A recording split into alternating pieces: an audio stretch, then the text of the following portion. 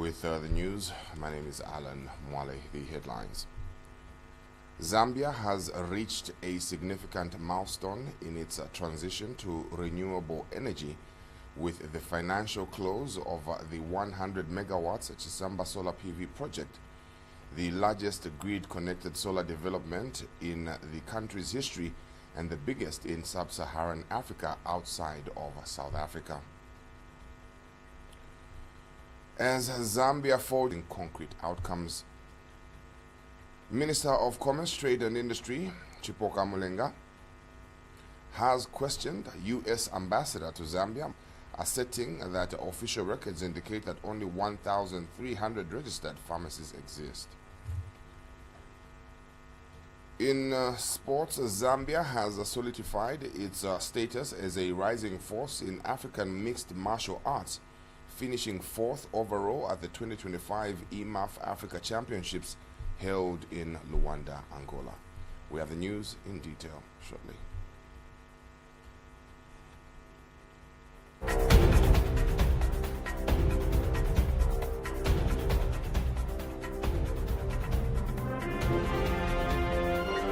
The news, 88.5 Sun FM. And now the news in detail.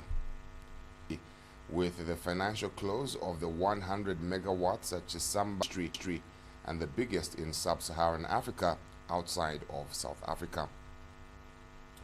The project is spearheaded by Kariba North Bank Extension Power Corporation, a subsidiary of ZESCO, has secured $71.5 million in commercial debt financing from Stanbic Bank Zambia, a member of the Standard Bank Group. The investment is under potential energy demand.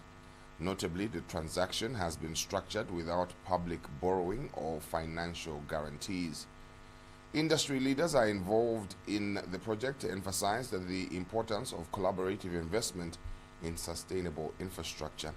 ZESCO Managing Director, Engineer Justin Longo, emphasized the importance of strong partnerships in advancing Zambia's.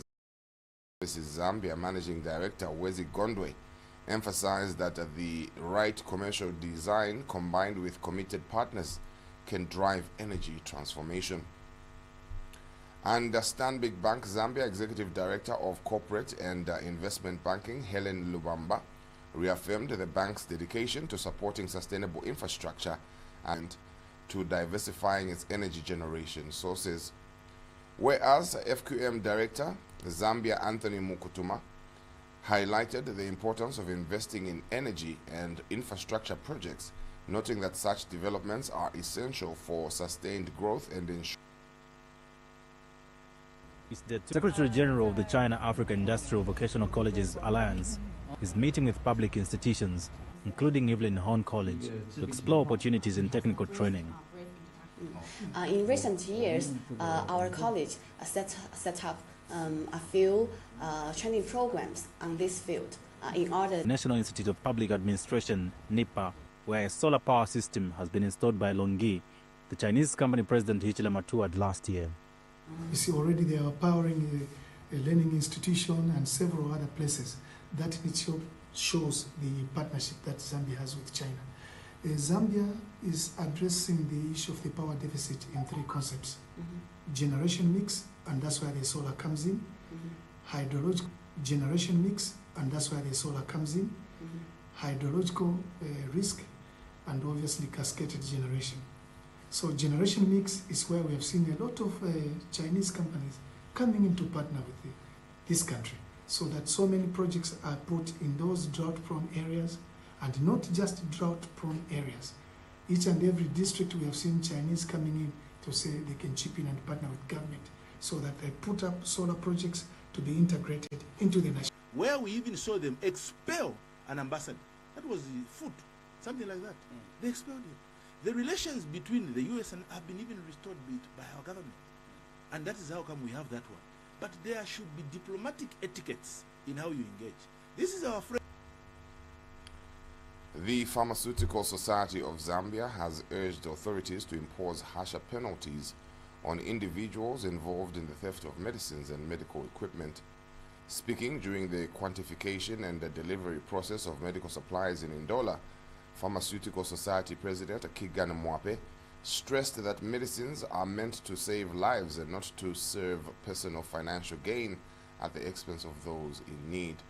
Mr. Mwape further stated that the society will completely distance itself from individuals found guilty of such offenses, emphasizing that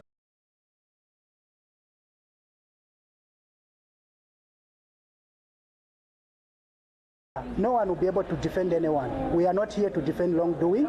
We are here to advocate for treatment of our Zambian citizens. The United Nations Population Fund, UNFPA, represented by Dr. Wezi Kaonga, a sexual and reproductive health specialist, reaffirmed the agency's commitment to supporting ZAMSA's distribution. Also hastened to make mention that recently UNFPA partnered with ZAMSA to try and support distribution efforts. Though this time around we are pushing products. The United National Independence Party, UNIP, has officially declared its intention to contest the 2026 general elections, launching a recruitment drive for young men and women with political aspirations to fill various positions. Mulasi Kwanda highlighted that the initiative is part of UNIP's transformative agenda aimed at empowering youths and women in leadership roles. She stated that the party's return to active politics seeks to revive the humanism philosophy and uphold its legacy of fulfilling past campaign promises while in office. Ms. Mulasi Kwanda also disclosed that under the leadership of Colonel Henry Muyoba, UNIP in Zambia's political landscape.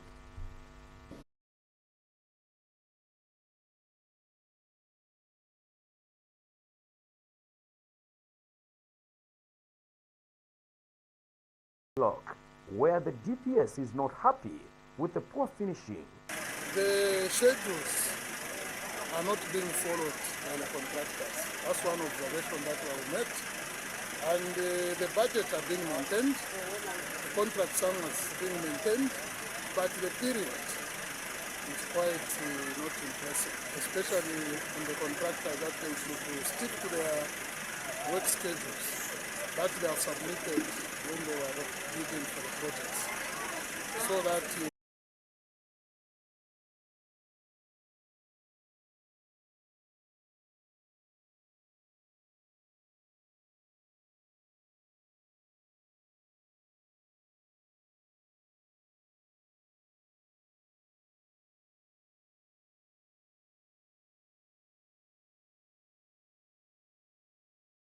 even before the quarterly planned inspection that we have put on our benchmark, we could be coming depending on what is needed on that particular project, especially the feeder roads. On the feeder roads, we are not going to wait for a quarterly visit. We'll be coming monthly to check on the progress. We are very happy that we have started. So far, they have done about 10%. We want to see how many percentage they are going to score in the next month. The next month, we are coming only for the feeder roads. The PDU leader took time to lecture the local authority engineers alongside contractors who he complained of not doing the expected works. Reporting for Konkola Radio News, I am Werem Shakwamba. The Mine Suppliers and Contractors Association has called on financial institutions to ease collateral requirements, aiming to boost Zambia's small and medium enterprise SME sector. Association President Costa Mwaba emphasized that the country's economic future